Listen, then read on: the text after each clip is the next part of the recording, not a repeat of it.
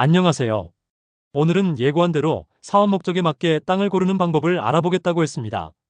그런데 허가를 받을 수 있는 땅인지 아닌지 기본적인 사항을 고객분들이 잘 모르고 중개하시는 분들도 모르는 분들이 많아 몇 가지 가장 기본적인 사항을 알려드리고자 합니다. 가장 먼저 확인해야 하는 게 그 땅이 공장을 지을 수 있는 땅인지 용도 지역을 확인하시고요. 용도 지역은 계획관리든 자연녹지든 가능합니다. 그 다음 확인하실 것은 그 땅까지 들어가는 진입로의 폭이 최소 4m 이상 나오는지 확인해야 합니다. 천안시에서는 근생제도인 경우 4m, 공장허가인 경우 6m 폭의 진입로를 요구하고 있어서 내 땅까지 들어오는 도로가 6m 이상이 나오지 않으면 허가가 되지 않습니다. 그 폭은 아스콘, 콘크리트 등의 일반적인 포장된 도로의 포장폭을 의미하며 지목이 도로가 아니어도 허가에는 문제가 없습니다. 예를 들어 2차선 공도에 붙어 있지는 않지만 내 땅까지 4m 폭의 콘크리트 포장도로가 있다면 근생제조시설로 허가를 받을 수 있을 겁니다. 근생제조도 공장 등록이 가능하다고 앞 시간에 설명해드렸습니다. 그런데 장으로 허가를 받으려면 진입로를 6m 이상으로 확장해야 합니다. 콘크리트 포장도로에 인접한 부지를 일부 분할 매수해서 도로를 확장하는 방법 등으로 허가 신청 도면에 계획상 도로를 그리고 허가를 받을 수 있고, 준공시에는 계획상 도로가 만들어지면 준공검사 시에 도로폭을 도면과 확인하고 문제가 없으면 도로대장 등재 후 지목도 도로로 바뀌게 되는 겁니다. 보통 6m 이상의 도로이면서 공도이고 관리 주체가 시군구이면 특별한 문제 없이 연결허가를 받을 수 있지만 지방도나 국도 같은 경우는 상당한 제약이 있어서 다른 건 다 해결할 수 있는데도 진입로 연결허가가 안 나는 경우가 허다하니 잘 살펴보셔야 합니다. 허가가 안 나는 경우는 뒤에서 실제 사례를 들어서 설명하겠습니다. 또한 배수로를 확인해야 합니다. 배수에는 두 가지 의미가 있습니다. 우수를 배수하는 거와 준공 후 시설을 사용하면서 나오는 호수나 생활하수 또는 폐수입니다. 그중 배출될 때 가장 많은 양이 나오는 건 우수입니다. 내 땅에 떨어지는 빗물은 다른 부지로 무단 방류되거나 흘러들어가게 할 수 없으며 풀융관, 흉관 등으로 배수시설을 설치하여 공공우수시설인 배수관이나 하천에 방류하는 게 원칙입니다. 공공우수시설은 세금으로 만든 우수배수시설을 말하며 개인 등의 민간이 설치한 시설인 경우 사용허가에 대하여 동의서가 반드시 필요합니다.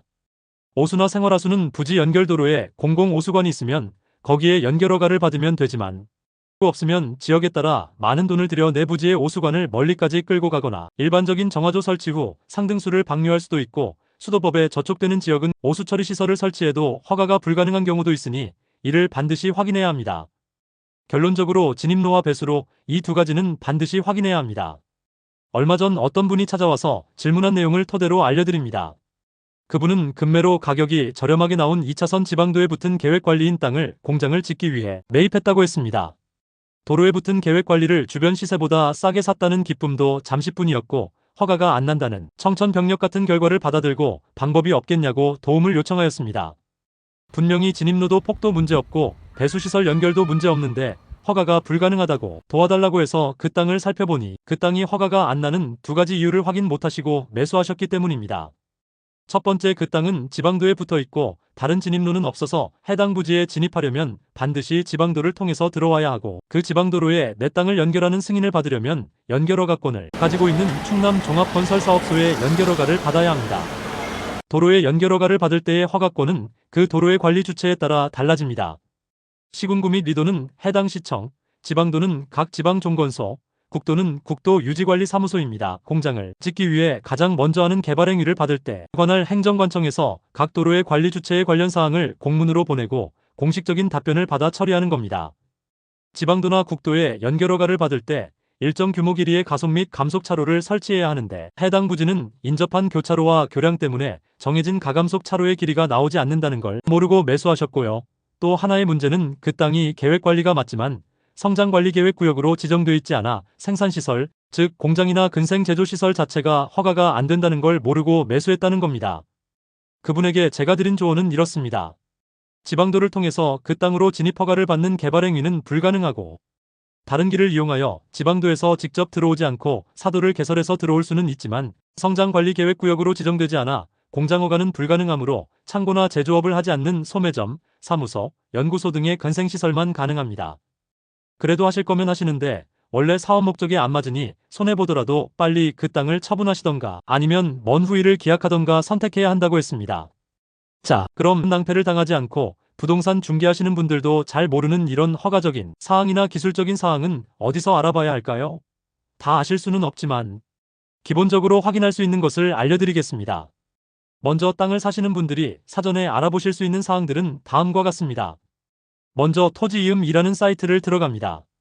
www.eum.go.kr이고 대한민국 공식 전자정부 누리집입니다. 로그인도 필요 없습니다. 들어가셨으면 해당 지번의 주소를 클릭하고 열람을 누르세요. 열람을 누르면 잠시 뒤 토지 이용 계획 항목이 밑으로 풀려 나옵니다. 지적도면도 나오고요. 그걸 크게 볼 수도 있습니다. 거기서 가장 중요한 게 그 땅의 지역지구의 지정 여부를 확인하라는 말이고 단어가 매우 생소할 겁니다. 무슨 말이냐면 토지 이용 계획을 확인해보면 그 지번의 주소, 지목, 개별 공시지가, 지역지구 등 지정 여부, 토지 이용 규제 기본법 시행령 등등이 나옵니다. 그중 가장 중요한 사항은 지역 지구 지정 등 지정 여부 항목입니다. 그 부분은 다시 두 가지로 나뉘어서 표기되어 있습니다. 국토의 계획 및 이용에 관한 법률에 따른 지역지구 등의 계획관리인지 자연녹지인지 등이 나와 있고 성장관리계획구역인지 여부도 나와 있습니다. 위 고객분이 원하셨던 공장 지을 수 있는 계획관리지역이면서 성장관리계획구역으로 지정돼 있어야 공장이든 근생제조시설이든 진행할 수가 있는 겁니다. 성장관리계획구역 지정이 없이 단순히 계획관리만 나와 있으면 공장이나 근생제조시설 등의 생산시설은 허가가 불가합니다. 다른 지역은 조례 등으로 가능할지 모르겠지만 천안에선 그렇습니다. 토지 이용 계획에 나와 있는 지적도와 네이버나 다음 지도로 대략적인 진입로 가능 여부도 알아볼 수 있습니다. 지적도나 지도에서 거리 재는 아이콘을 눌러서 도로의 폭을 확인해 보거나 직접 현장에서 재보는 방법이 있습니다. 개인적으로 직접 현장에 가서 줄자를 이용해 재보기를 추천합니다. 직접 가보면 땅의 생김새나 방향과 높낮이의 고저차나 배수시설, 상하수도, 인터넷 등의 통신망, 식당, 편의점 등의 주변 여건을 직접 눈으로 확인할 수 있어서입니다. 자, 이 정도만 확인해도 개인이 확인할 수 있는 최대치를 확인하신 겁니다. 취득한 정보를 모아서 저 같은 개발업자나 토목설계사무소를 찾아가서 상담을 받는 겁니다.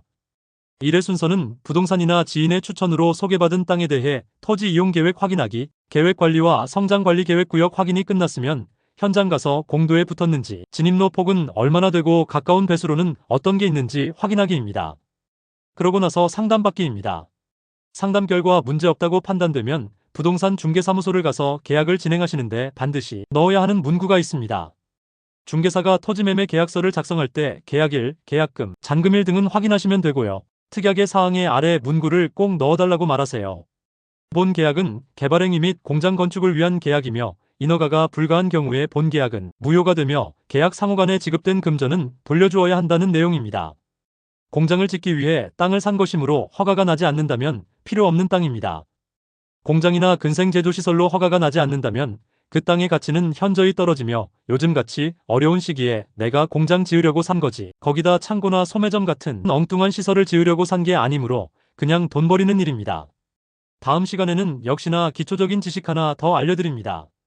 공장을 처음 짓는 분들이 겪는 현실적인 어려움 중 각종 용어에 대해 알기 쉽게 설명드리겠습니다.